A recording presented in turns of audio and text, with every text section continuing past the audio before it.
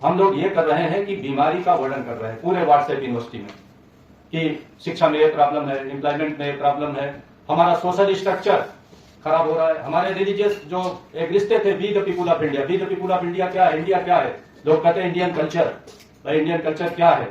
Indian culture यही है कि इस देश में हम वह कल्चर, वह मेंटल कल्चर डेवलप करें, मेंटल साइकोलॉजी डेवलपमेंट करें, जिसमें कि मिलजुल करके रहने की एक प्रवृत्ति पैदा हो। देश चलाने के लिए केंद्र में प्रधानमंत्री आप क्षेत्रीय दल से तो बनेंगे नहीं, एक जात की पार्टी से बनेंगे नहीं, एक व्यक्ति की पार्टी से बनेंगे नहीं। हम लोगों ने संविधान बनाया तो we the people of India को ही संविधान को सुरक्षित रखने, संविधान को संचालित करने और इस कंट्री को मजबूत करने, स्ट्रांग करने की हमारी ही रिस्पॉन्सिबिलिटी है। किसकी रिस्पॉन्सिबिलिटी है? We the people of India की रिस्पॉन्सिबिलिटी है। और we the people of India अगर रिस्पॉन्सिबल है तो पूरे देश की पार्टी चाहिए, party of national level party. कोई भी पॉलिटिकल पार्टी आज इस देश में नेशनल लेवल नहीं है। और वो मिलजुल कर रहना सिर्फ सामाजिक कंसेप्ट नहीं है, वो राजनीतिक कंसेप्ट भी है। हमारे संविधान के प्रस्तावना में क्या कहा गया है कि हम 3 प्रकार का सोशल जस्टिस देंगे। कौन कौन social justice? Social, political and economic. तो we talk a lot about the social and economic justice, we never talk about the political justice. हमारे अंदर एक ऐसा कल्चर पैदा हो, एक ऐसा संस्कार पैदा हो कि हम मिलजुल करके रहे। यही भारतीयता है, विविधता, diversity. There is a lot of diversity in India. Language की डाइवर्सिटी है, कल्चर की डाइवर्सिटी है, रिलीजन की डाइवर्सिटी है, लेकिन इस सारे डाइवर्सिटी के बीच हम सब लोग मिलजुल करके रहे। यही भारतीयता है। जो भोकाल कहते हैं individual aura, it is not based on the individual aura, it is not based on a family politics, it is not based on any caste, race, religion. कोई पार्टी नहीं है जिसमें वी द पीपुल ऑफ इंडिया को represent किया जाए eight national level. क्षेत्रीय दल कुछ हो सकते हैं, रीजनल पार्टी जिसे कहते हैं। तमिलनाडु में भी रीजनल पार्टी है, डीएमके, महाराष्ट्र में भी है, उत्तर प्रदेश में भी है सपा बसपा। और चंद्रशेखर रावण अभी उन्होंने एक नई पार्टी ही established new party by Chandrashekhar Ravan. You might have heard about that young man. Bihar में भी तमाम पार्टियां हैं। In different states we are having the different regional parties. लेकिन ये रीजनल पार्टी भी these are based on personality. आदरणीय उपाध्यक्ष राजमणि सुब्बैया राव जी, मंच पर विराजमान हमारे राष्ट्रीय उपाध्यक्ष अशोक मौर्य जी, राष्ट्रीय महासचिव वीके सिंह साहब, और मंच पर ही विराजमान मैत्री शाक्या जी, राष्ट्रीय अध्यक्ष सम्यक महिला सभा,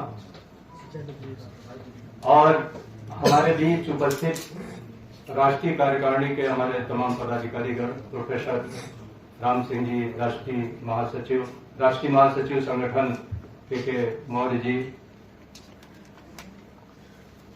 और सभी प्रदेश के यहाँ उपस्थित आदरणीय प्रदेश अध्यक्ष, स्टेट प्रेसिडेंट और विभिन्न पदाधिकारी, राज्य स्तरीय, राष्ट्र स्तरीय, प्रदेश स्तरीय और जिला स्तरीय, और सभी सम्मानित बंधुओं, पत्रकार बंधुओं, हमारे सभी भाई बहनों, आप लोग, मैं समझता हूं कि 90% लोग हिंदी समझ लेते हैं कि either you should speak in English. 90% लोग ये नहीं समझ पाते। Only one. तो एक तो अब ठीक है, बीच बीच में मैं I will try to explain in both the languages. Primarily I will speak in Hindi and then certain words, key words and key concepts of the party which is to be communicated, I will speak in English. बंधुओं,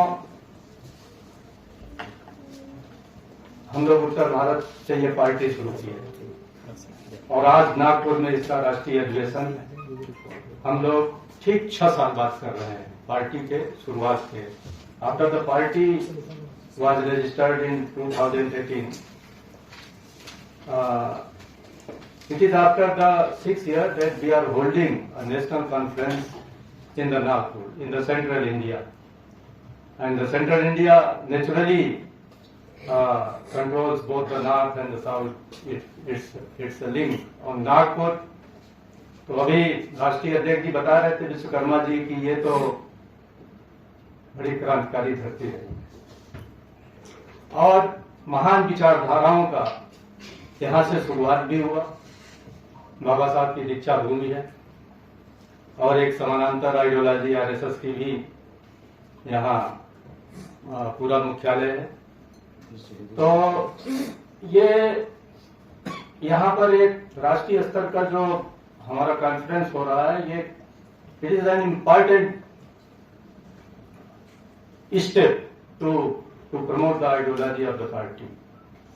अब आपके अंदर ये उत्सुकता होगी कि भाई ये पार्टी शुरू क्यों की गई।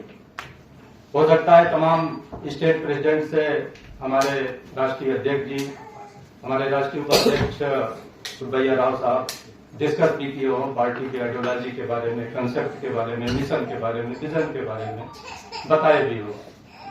और अभी we have distributed the booklets, इसमें हिंदी में है एंड हम लोगों के बीच प्रोफेसर राम सिंह जी हैं, ये कॉलेज में प्रोफेसर हैं and he tried to translate the booklet from Hindi to English and भविष्य में in future we would like to it be translated in the different Indian languages in Tamil, Malayalam, Telugu, Kannada, Odia, Marathi, and this work will be done within 2 or 3 months, so that until unless जब तक आप party की ideology को you don't read and you don't understand, क्योंकि ये party it is not based on personality, individual जो भोकाल कहते हैं individual aura, it is not based on the individual aura, it is not based on a family politics, it is not based on any caste, race, religion. आज पूरे देश में अगर देखिए तो ऐसी कोई पार्टी नहीं है जिसमें B the people of India को रिप्रेजेंट किया जाए एट नेशनल लेवल। क्षेत्रीय दल कुछ हो सकते हैं, रीजनल पार्टी जिसे कहते हैं, तमिलनाडु में भी रीजनल पार्टी है डीएमके, महाराष्ट्र में भी है, उत्तर प्रदेश में भी है सपा बसपा, और चंद्रशेखर रावण अभी उन्होंने एक नई पार्टी ही established new party by Chandrashekhar Ravan, you might have heard about that young man. Bihar में भी तमाम पार्टी है, in different states we are having the different regional parties, लेकिन ये रीजनल पार्टी भी these are based on a personality, some person is leading that party and after he is no more in the world, his sons and daughter or his relatives are leading the party। तो जब हम एक ऐसी political party स्थापित करेंगे, establish करेंगे जो personality पर बेस्ड होगा, तो एक पर्सनालिटी या फैमिली पर बेस्ड होगा या कास्ट पर बेस्ड होगा या किसी एक पर्टिकुलर रीजन में होगा, तो वो पूरे नेशनल लेवल पर वह पार्टी कभी भी पनप नहीं सकती। हमारा ये देश डेमोक्रेटिक कंट्री है और हमारा कॉन्स्टिट्यूशन भी डेमोक्रेटिक है, और कॉन्स्टिट्यूशन के प्रिम्बल में जो पहला शब्द प्रयोग किया गया है, हाँ, क्या शब्द प्रयोग किया गया है आप बता सकते हैं? Anyone of you? We the people. तो we the people of India, कोई व्यक्ति नहीं, हाँ, कोई फैमिली नहीं, कोई कास्ट नहीं, कोई रिलीजन नहीं, बल्कि B the people of India. तो हमारा ये देश, हम सभी भारत के लोग B the people of India से रिप्रेजेंट हो रहा है। तो अगर हम B the people of India, हम लोगों ने संविधान बनाया, तो we the people of India को ही संविधान को सुरक्षित रखने, संविधान को संचालित करने और इस कंट्री को मजबूत करने, स्ट्रांग करने की हमारी ही रिस्पांसिबिलिटी है। हाँ, किसकी रिस्पांसिबिलिटी है? B the people of India की रिस्पांसिबिलिटी है। और B the people of India अगर रिस्पांसिबल है तो पूरे देश की पार्टी चाहिए, party of national level party. कोई भी पॉलिटिकल पार्टी आज इस देश में नेशनल लेवल नहीं है। कांग्रेस ने शुरुआत की थी, जब Congress when it was established in 1889 या 85 as I remember. इसके बाद कांग्रेस पार्टी में different person from different religion, different regions, different caste and community वो नेशनल चेयरमैन बने। तब पूरे देश में कांग्रेस पार्टी फैली। कांग्रेस पार्टी किसी एक व्यक्ति, एक परिवार, एक जाति, एक क्षेत्र से नहीं फैली, लेकिन जब Congress party was led by a particular family, तब आज वह पार्टी इस देश में धीरे धीरे समाप्त हो रही है। तो अगर इस देश में डेमोक्रेसी मजबूत करना है, B the people of India को मजबूत करना है, कुछ लोग ये कहते हैं कि भाई प्रॉब्लम के बारे में बात नहीं करती सम्यक पार्टी, तो हम ये कहते हैं कि एक बात, अगर आप प्रॉब्लम को समझ लिए, once you have recognise the problem, you have diagnosis the problem. जैसे डॉक्टर ने पूरी जांच पड़ताल कर ली, डायग्नोसिस भी कर लिया कि ये बीमारी है, तो क्या उस बीमारी का डिस्क्रिप्शन करके मरीज सही करेगा कि उसकी दवा देगा? क्या करेगा भाई? उसका दवा देगा ना। तो हम लोग जो सत्ता में नहीं है, सिर्फ हम लोग ये कर रहे हैं कि बीमारी का वर्णन कर रहे हैं पूरे व्हाट्सएप यूनिवर्सिटी में कि शिक्षा में ये प्रॉब्लम है, एम्प्लॉयमेंट में प्रॉब्लम है, हमारा सोशल स्ट्रक्चर खराब हो रहा है, हमारे रिलीजियस जो एक रिश्ते थे, B the people of India. B the people of India क्या है? इंडिया क्या है? लोग कहते हैं इंडियन कल्चर। भाई इंडियन कल्चर क्या है? इंडियन कल्चर यही है कि इस देश में हम वह कल्चर, वह मेंटल कल्चर डेवलप करें, मेंटल साइकोलॉजी डेवलपमेंट करें, जिसमें कि मिलजुल करके रहने की एक प्रवृत्ति पैदा हो। मतलब हमारे अंदर एक ऐसा कल्चर पैदा हो, एक ऐसा संस्कार पैदा हो कि हम मिलजुल करके रहे। यही भारतीयता है। विविधता, diversity, there is a lot of diversity in India. Language की डाइवर्सिटी है, कल्चर की डाइवर्सिटी है, रिलीजन की डाइवर्सिटी है, लेकिन इस सारे डाइवर्सिटी के बीच हम सब लोग मिलजुल करके रहे, यही भारतीयता है। भारतीयता doesn't represent a religion, doesn't represent a particular culture, doesn't represent कोई बड़ा religious personality of any creed और एनी रिलीजन। सब मिलाकर देश बना है, ऑल इंक्लूसिव। यानी जो एक इंक्लूसिव हमारी कल्चर है, जो इंक्लूसिव हमारा सोच है, हमारे जो फ्रीडम मूवमेंट के लोग थे, उन्होंने यही सोचा था कि हम एक ऐसा देश बनाएंगे जिसमें सभी लोग मिलजुल करके रहेंगे। अब मिलजुल कर रहेंगे तब ना, जब मिलजुल कर रहने का एक कल्चर, एक कंसेप्ट डेवलप हो। और वो मिलजुल कर रहना सिर्फ सामाजिक कंसेप्ट नहीं है, वो राजनीतिक कंसेप्ट भी है। हमारे संविधान के प्रस्तावना में क्या कहा गया है कि हम 3 प्रकार का सोशल जस्टिस देंगे। कौन कौन social justice? Social, political and economic. तो we talk a lot about the social and economic justice, we never talk about the political justice. तो पॉलिटिकल जस्टिस तो तभी इस देश में होगा ना, जब we the people of India की पार्टी हो। अब we the people of India की पार्टी होगी कैसे? वो कैसे होगी? एक प्राविधान अगर इस देश में कर दिया जाए कि भाई from the level of booth chairman to the national chairman, एक सर्टेन पीरियड के बाद वो नहीं रहेगा, वो चुनाव नहीं लड़ सकता। he will not be eligible for fighting the election again after a term। हमारी पार्टी में है कि after 2 term, but not consecutive term, continuous term नहीं मिलेगा। एक ब्रेक हो करके he is very competent person, he can be eligible for the election of the same post only 1 time more, not more than 2 times। But अभी शुरुआत है, we will try to replace, re-elect our executive members and chairmen from on each level after 3 years। They have the term of the 3 years। अगर ये चीज कर दी जाती सारे political party में, आज इस देश में एक मजबूत डेमोक्रेटिक पार्टी होती कि न होती, आप बताइए, होती कि न होती? भाई कोई भी पॉलिटिकल पार्टी नेशनल लेवल की, भाई देश चलाने के लिए केंद्र में प्रधानमंत्री आप क्षेत्रीय दल से तो बनेंगे नहीं, हाँ, एक जात की पार्टी से बनेंगे नहीं, एक व्यक्ति की पार्टी से बनेंगे नहीं। अगर और कॉन्स्टिट्यूशन की, जैसे लोग कहते हैं भाई हमारा संविधान खतरे में, कुछ लोग बड़ा शोर करते हैं, बड़ा आवाज करते हैं। एक दिन पूछा कि भाई you are crying that the constitution in danger.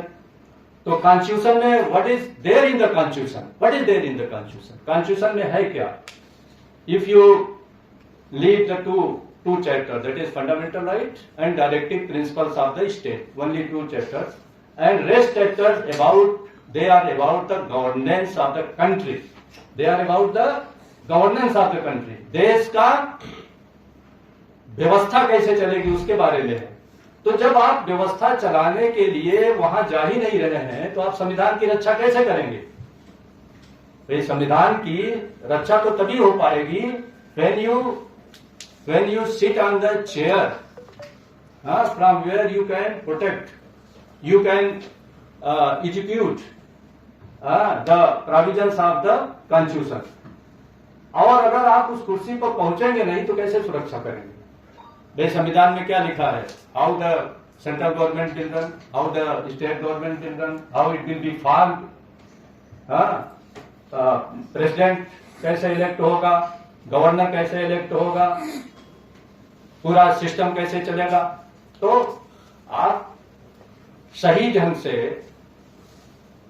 Constitution को तभी लागू कर पाएंगे when you sit on the chair from where you govern.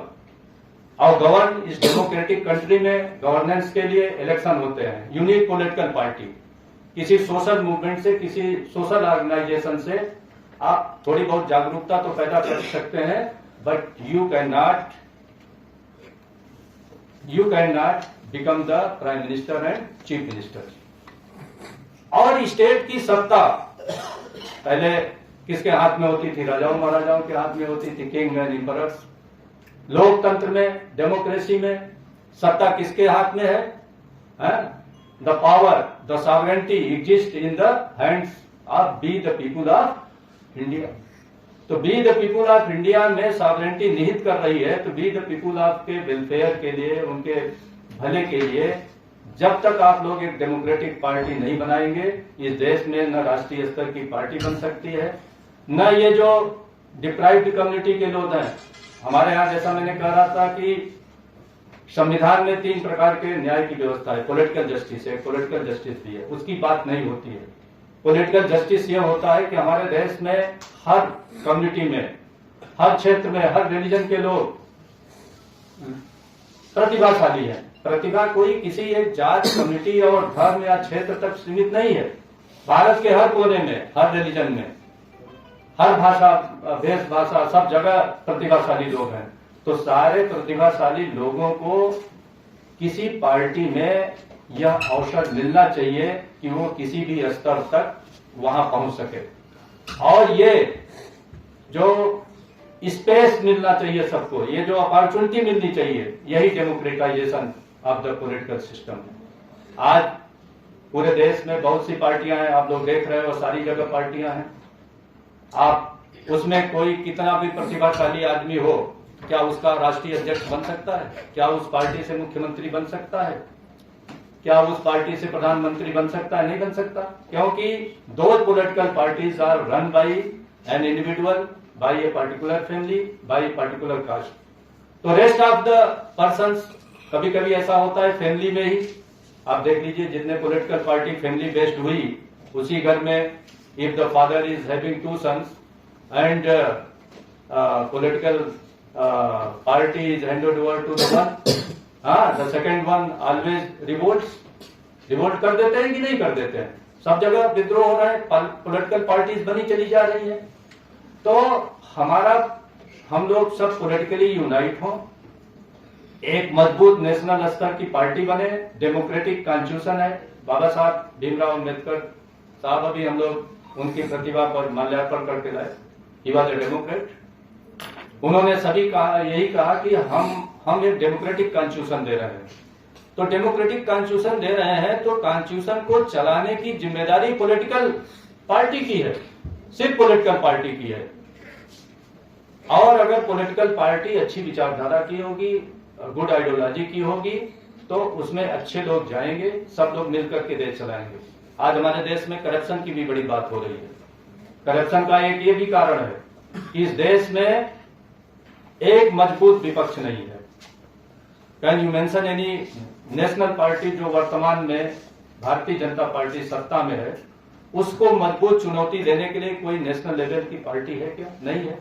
अब इसलिए नहीं है, इसलिए नहीं है, कांग्रेस थी, उसमें डेमोक्रेसी नहीं है, उसमें ऑर्गेनाइजेशनल डेमोक्रेसी नहीं है। अब बनने के लिए भले कोई बन जाए उसका राष्ट्रीय अध्यक्ष, लेकिन वहां हाई कमान है, सुप्रीमो है। In democracy there is no concept of high command and supremo.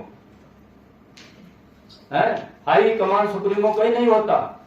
कल मैं राष्ट्रीय अध्यक्ष था, आज यह है, हो सकता है अगले राष्ट्रीय अध्यक्ष राजमणि जी हो जाए, अगले राष्ट्रीय अध्यक्ष आप कलेडी मारन जी हो जाए, अगले अध्यक्ष कोई और हो जाए। हमारे बीच हमारी माताएं बहनें बच्चियां बैठी है, इनमें से कोई हो जाए। तो अगर इस देश में one man show, one family show की पार्टी चलेगी तो वो करप्शन भी बढ़ेगा। करप्शन इसलिए बढ़ेगा कि पार्टी में जब वो चीफ मिनिस्टर बनता है तो क्या उसको रोकने के लिए किसी की पार्टी में औकात है? किसी की?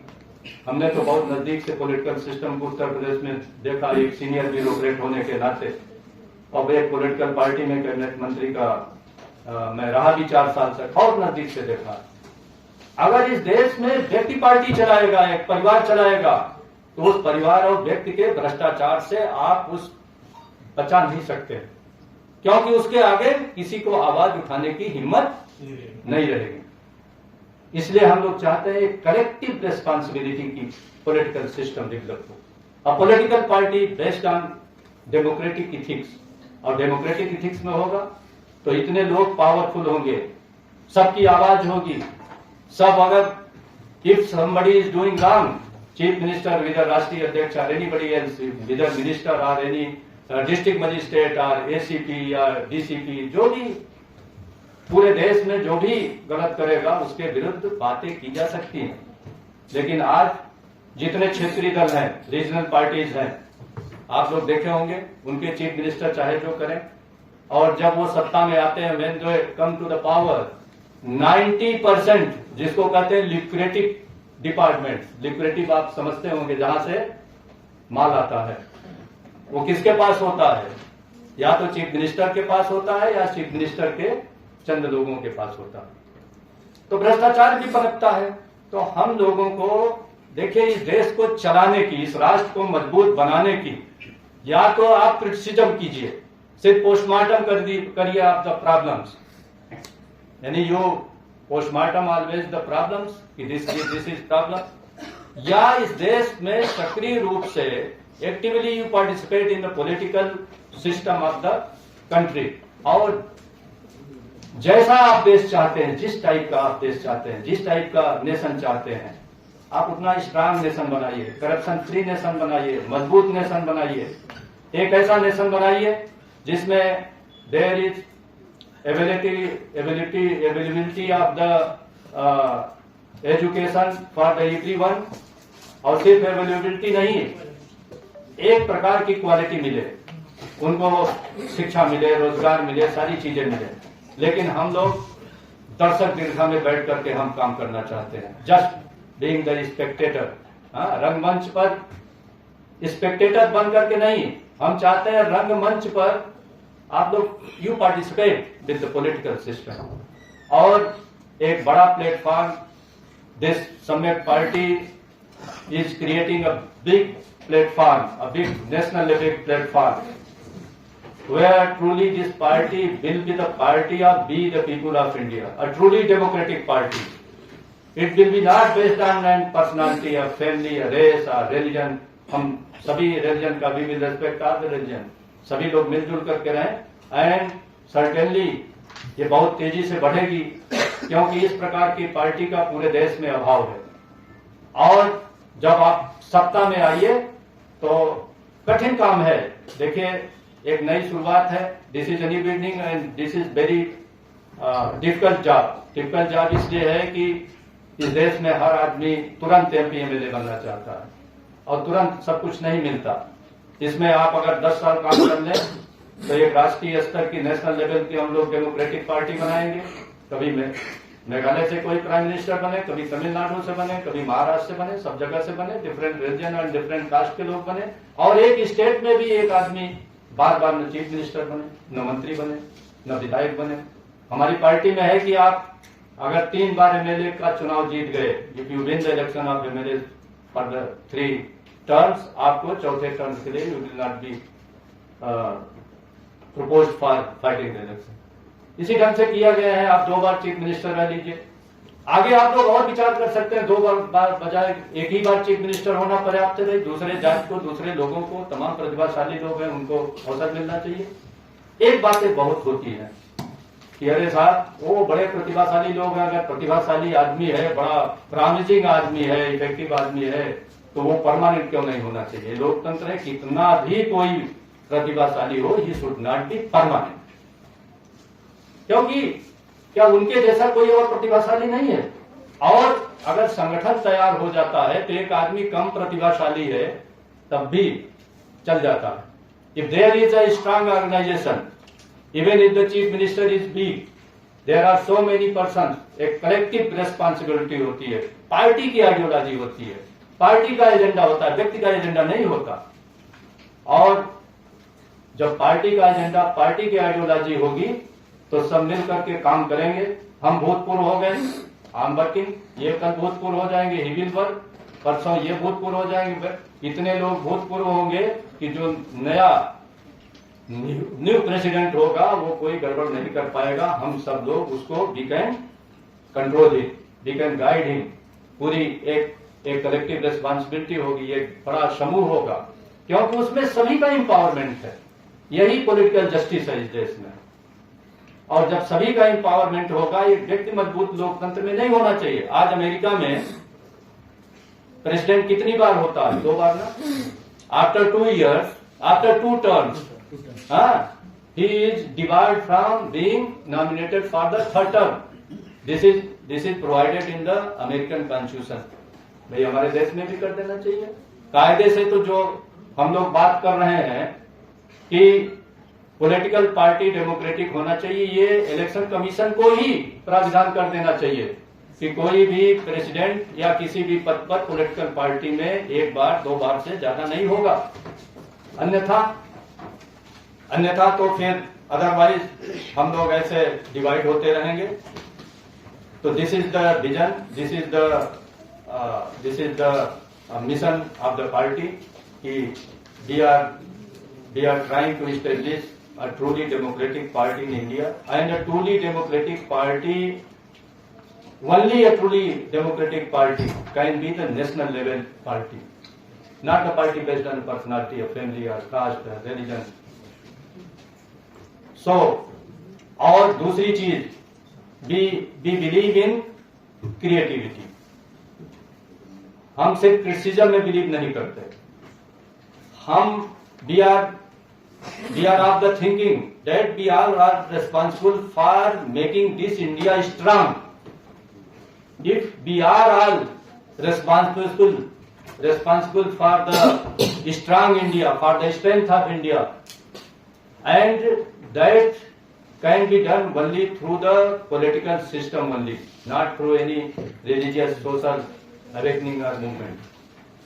क्योंकि स्टेट के पास कितना पावर है? अभी केंद्र में बजट पारित हुआ, डू यू नो कितने लाख का बजट है? Anyone? Central budget, do you know the amount of the central budget? 48 lakh crore, 48 lakh crore.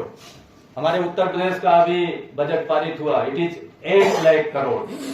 अब 8 लाख करोड़ का बजट खर्च करके आप शिक्षा सुधार सकते हैं, आप स्वास्थ्य सेवाएं सुधार सकते हैं, आप रोजगार सुधार सकते हैं, आप भ्रष्टाचार दूर कर सकते हैं शासन सत्ता में पहुंच करके, आप शासन सत्ता में पहुंचकर ही कुछ कर सकते हैं।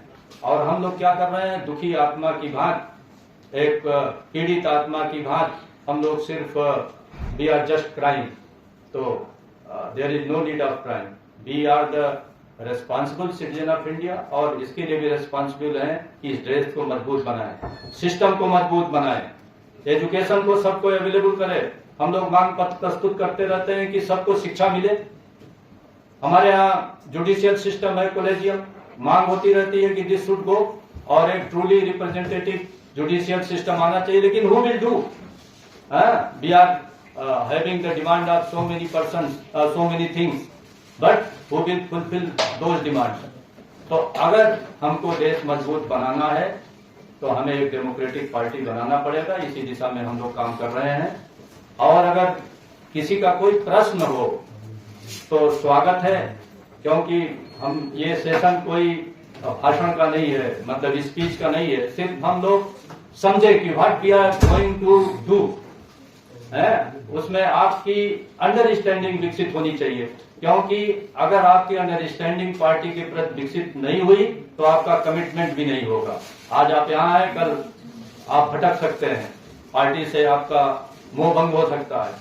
तो लंबा काम करने के लिए धैर्य की जरूरत है, धैर्य और कमिटमेंट। और कमिटमेंट तभी होगा, कमिटमेंट सिर्फ मतलब सिर्फ जैसे लोग कहते हैं ना कि ब्लाइंड बिलीफ से नहीं आता।